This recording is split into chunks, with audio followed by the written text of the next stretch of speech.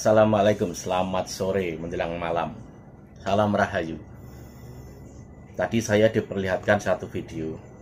Ada seorang Pak Alwi yang menyatakan apa? Tes DNA haram. Tes DNA haram.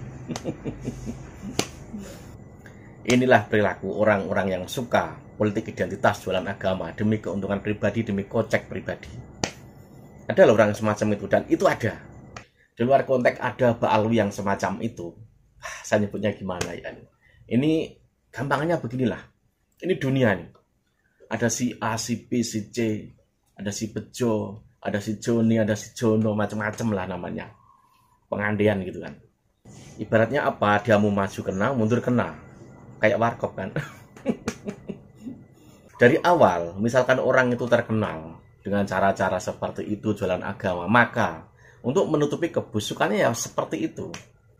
Berbagai macam cara dipakai untuk pembenaran dirinya, bahkan dalil agama pun bisa dipakai. Bahkan ada ya dulu ya, sampai dia tuh melanggar peraturan saat zaman corona. Sampai disidang. Dalihnya apa dia itu? Dia menggunakan dalih-dalih maulid untuk membenarkan perilakunya dia.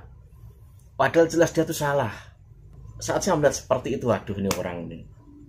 Benar-benar dia ini orang yang sudah dikalahkan oleh nafsunya, oleh egonya. Makanya segala cara dipakai untuk pembenaran yang apa dia lakukan. Ini orang yang susah untuk melihat dirinya, orang seperti itu gitu loh. Bayangin saja, untuk melindungi dirinya, pembenaran dirinya sampai segitunya. Padahal jelas semua orang tuh tahu seperti apa tuh hasil tes DNA. Ini orang perilaku basang semacam itu tuh ada. Dan yang paling aneh saat saya lihat jualan air doa. Dia lupa saat dia berbicara tuh kotornya seperti apa. Kata-katanya seperti sampah, seperti dawir. Masya Allah. Saya tuh pernah ya naruhin orang. Saya bayar, kamu setiap hari bawa gelas kasih air, kamu sumpahin sakit, yang minum itu sakit. Kamu minum sendiri selama 7 hari. Gak berani dia. Saya nggak bisa bayangin ada orang di atas panggung berbicara dengan kata-kata yang sering sama sekali jauh dari cita rasa atau jauh dari sifat-sifat ulama. Jualan air, dawir ujung-ujungnya. Nggak tuh malu orang semacam itu. Si Joni ini lupa dengan kata-katanya.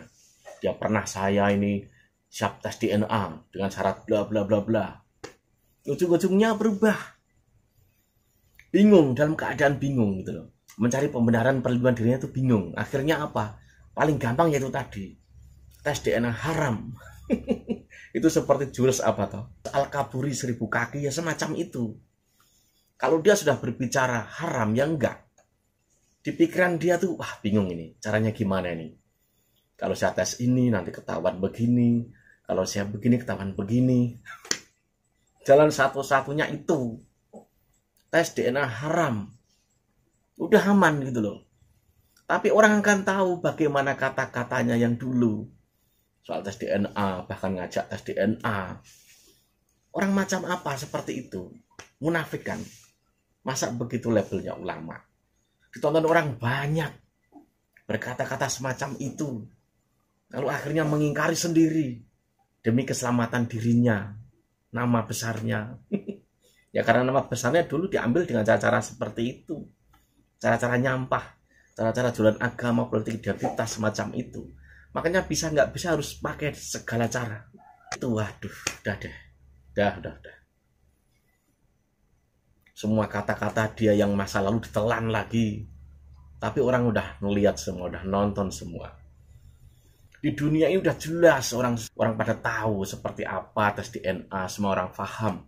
Jutaan orang terselamatkan dari berbagai macam kasus dengan tes DNA. Manfaatnya banyak, orang pun tahu.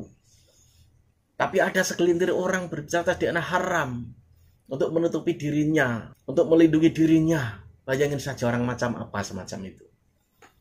Bukankah itu orang-orang yang ingkar akan nikmat dan kemudahan yang Allah berikan lewat tes DNA? Jutaan orang beres clear urusan kasusnya dengan tes DNA. Manfaatnya banyak bukan main. Itu tadi. Demi dirinya. Lalu dia menabrak keumuman orang sedunia loh, bayangin aja. Kalau pakai pemikiran dia jutaan kasus beres dengan tes DNA, bayangin saja waktu jutaan kasus itu haram. Normal nggak? Waras nggak? Apalagi soal fatwa, Batsul Masail DPN, Batsul Masail di PBNU jelas. Banyak lembaga-lembaga juga di luar juga banyak kok gitu loh, fatwa-fatwa yang jelas tes DNA posisinya seperti apa. Nggak diharamkan. Karena apa? Manfaatnya udah jelas. Belum ada satupun sampai sekarang itu teknologi yang bisa membantah soal kevalidan tes DNA. Nggak ada. Sampai sekarang. Bagaimana bisa mengalahkan bukti-bukti jutaan kasus beres dengan tes DNA?